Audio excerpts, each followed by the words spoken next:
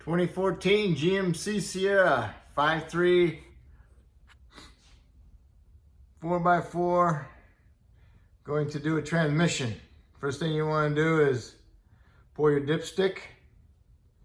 Get that out of the way when you remove the transmission from the tube. Disconnect your negative battery cable. Raise the vehicle. Support the trans with a jack stand. Support the trans up. Remove the two nuts from the cross member for the trans mount. Those are 15. And then remove the 4 nuts for the cross member bolts. There's 4 of those, and those are 21s. Disconnect the hose for the vent. Remove all the bolts. Remove your cross member. Next, you want to remove the trans mount. It has 2 15mm bolts, one here and one here. Remove them. And then next you want to do is get some lubricant and spray on your shifter cable where it goes on a little ball stud.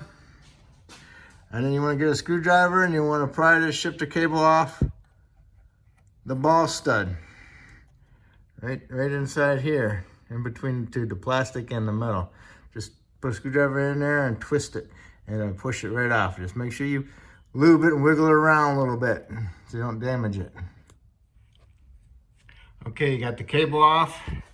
Take the little lever and shift it into a gear. It doesn't matter, just take it out of park. Once you get it out of park, you can turn your drive shafts. So now you want to get a 7/16 socket and remove your U-joint caps. There's 4 of them, okay? And when you get the shaft down, make sure you put some tape around the caps, U-joint caps, so they don't fall off. And you want to come over here to the back shaft and a little clip right here. You want to take a little screwdriver in there and spread it open. Then you want to pry this boot off of the input shaft for the transfer case. Easier if you put some lubricant on it. Once you got those cap retainers off, you want to stick a screwdriver in between the yoke and the drive shaft and pry it off. And be careful you don't pry the joint off the cap, okay? So when you got it out, you want to push the shaft up. Get it above the yoke, okay? So when you get it above the yoke, then you can push the drive shaft up and over the front differential.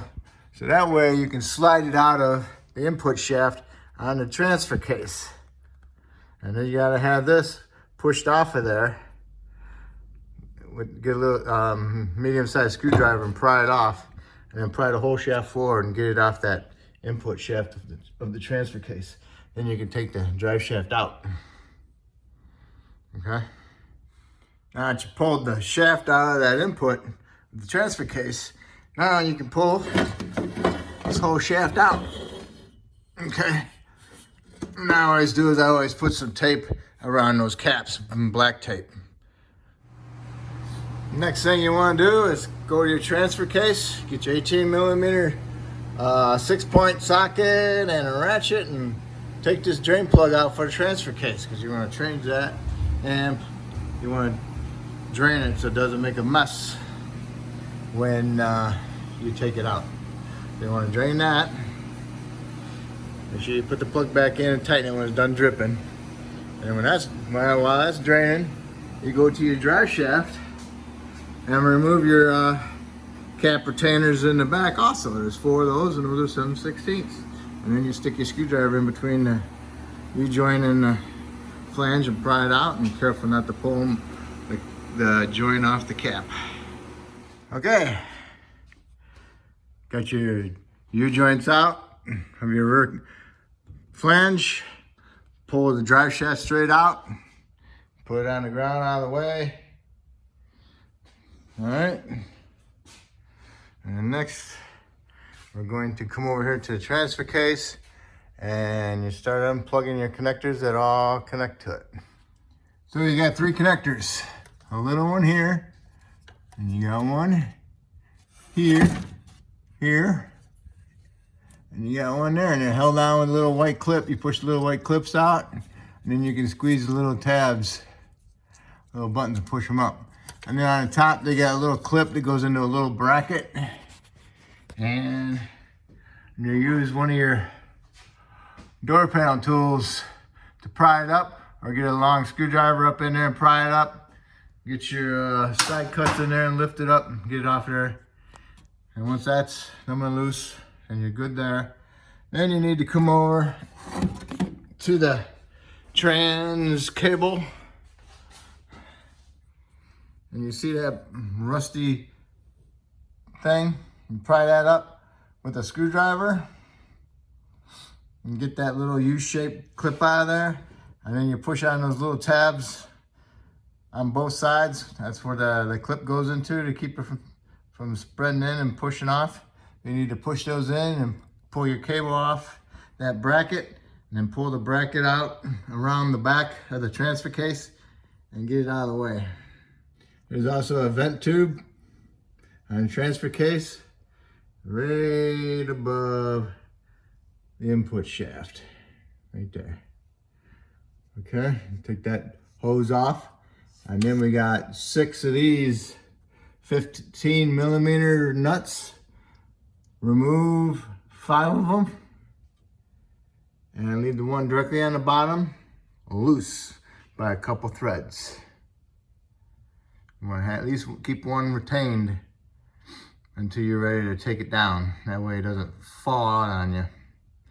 Okay, you gotta keep it retained with a couple threads so you can break the seal between the transfer case and the transmission belt, this housing, tail shaft housing. Okay, got all your nuts off.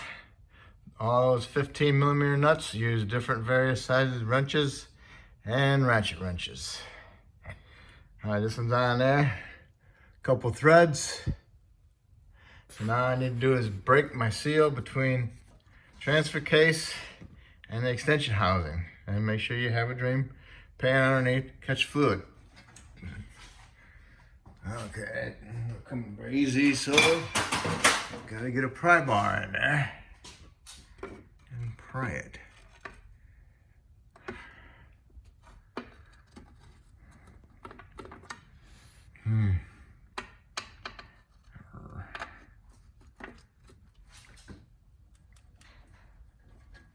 All right, not coming real easy. It's bonded pretty good. So I'm gonna put my camera down, and then I'll break it loose, and then I'll show you. Okay, I pried between here and there. Okay, from the passenger side. Pried it. You see it moving?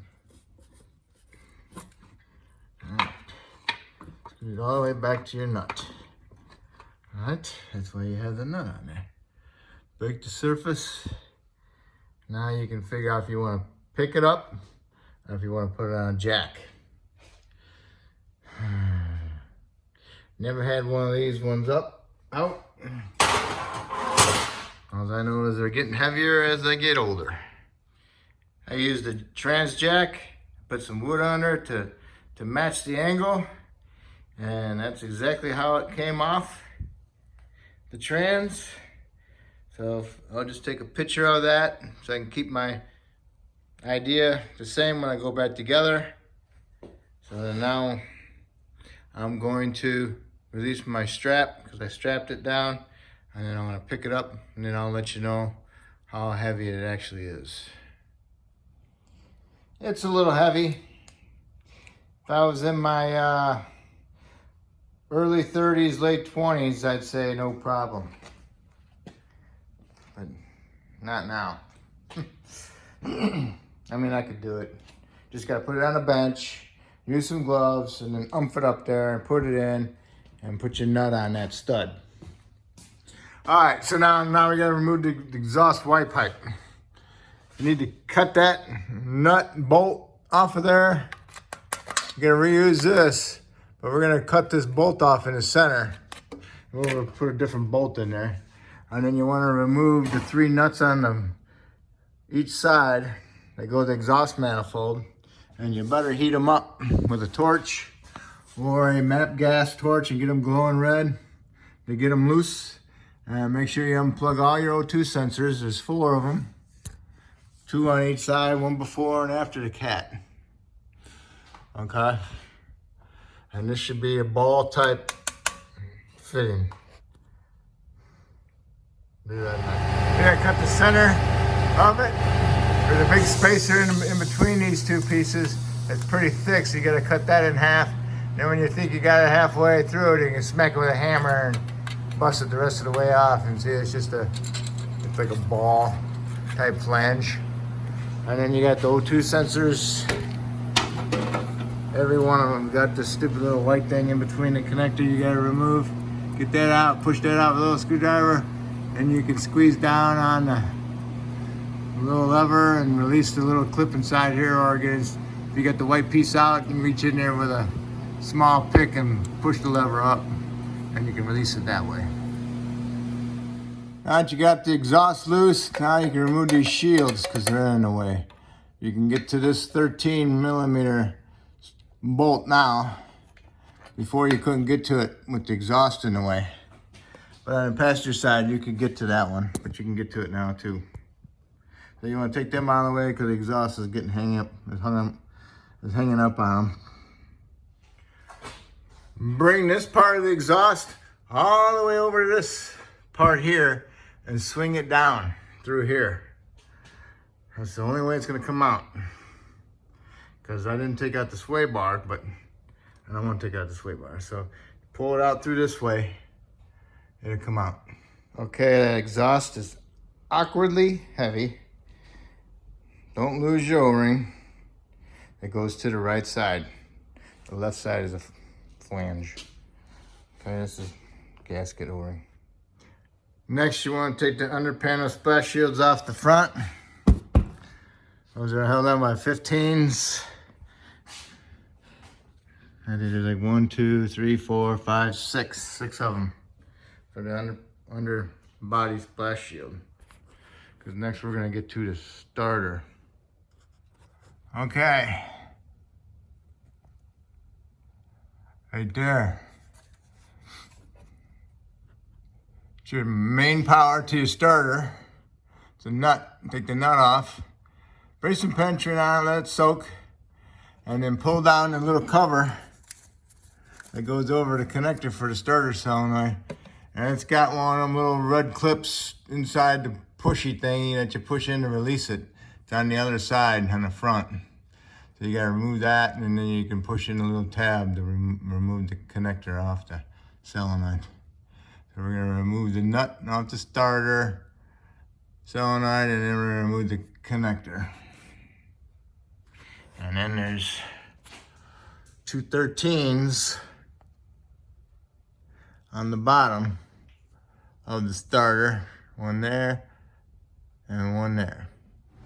My bolt is stuck in my starter with the corrosions. I've been spraying it and trying to pry it down, but it's still inside the starter. So now I'm gonna remove the plastic shield with that 10mm.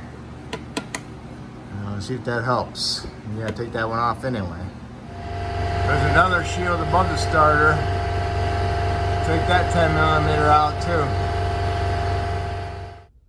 Just by chance, if your bolt gets stuck up in there, and you take a 12mm underneath the bolt and pry the bolt against the starter, push on that and against the starter, and it helps pull it down and put your socket on it and hit it to go off at the same time. Next, you want to get access to your torque converter bolts. They're right here. Yeah, on the flywheel, I turn them. What you need to do is you need to get into this valley right here, above this notch, ear sticking out, so you can get a good, get on that bolt nice and true, nice and flat, so don't round it off. I'm gonna stick my extensions And the AC compressor right alongside the oil pan and the block coming out. I got me my newest 15 millimeter swivel socket. It's a deep that'll help space me away from this ear sticking out, because if you go straight in there, the ear hits your extension and throws it off center. So this way you got a little bit of a deepness, which is straighter, and give you a clear shot at it. So what you want to do is you want to hold it straight with your left hand, and then hold your impact with your right hand, and then break it loose. Then what you want to do is make sure it's straight, all right? And do that to all three of them. To turn the flywheel, I always get my big pry bar against the flywheel and I push up. Okay, otherwise you can go to the front of the crank and put a big long extension socket on there with a big breaker bar to turn it. Next, you want to remove this so you can stick a pry bar in between the torque converter and the flywheel, and then you want to twist your pry bar or push the torque converter into the trans, and if it comes loose, you'll hear it go thump.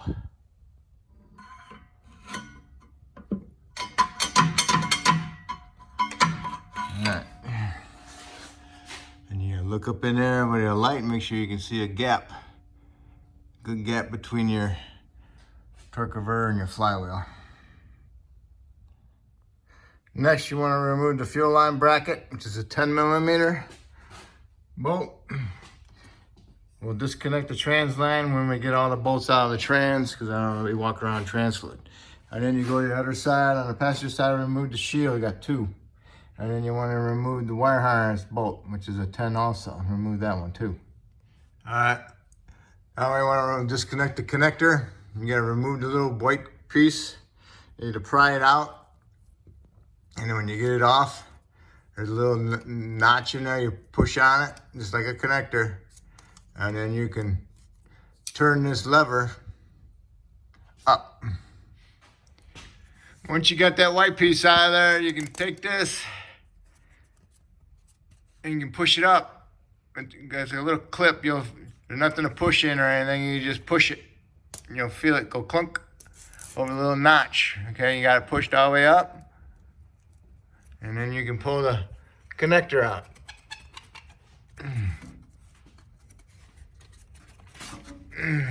Make sure it's all the way straight up and that harness is not in the way. Okay? Now you can remove the vent out of there also. On the trans, there's one on the passenger side on the bottom with a bracket to the trans lines. And on the driver's side, there's one on the bottom on the left. It's a 15 and a 15. And you go over here on right behind where the starter would be. There's another 15 with a stud. And there's the dipstick tube. And there's a 13 millimeter nut. And that holds on the dipstick tube onto another 15 millimeter with a stud. So you need to take that 13 off, and then you can slide the dipstick up, and then you can get access to that bolt with the stud. And when you take the bolt out right behind the starter, put it back in, but don't tighten it, just have it loose, okay?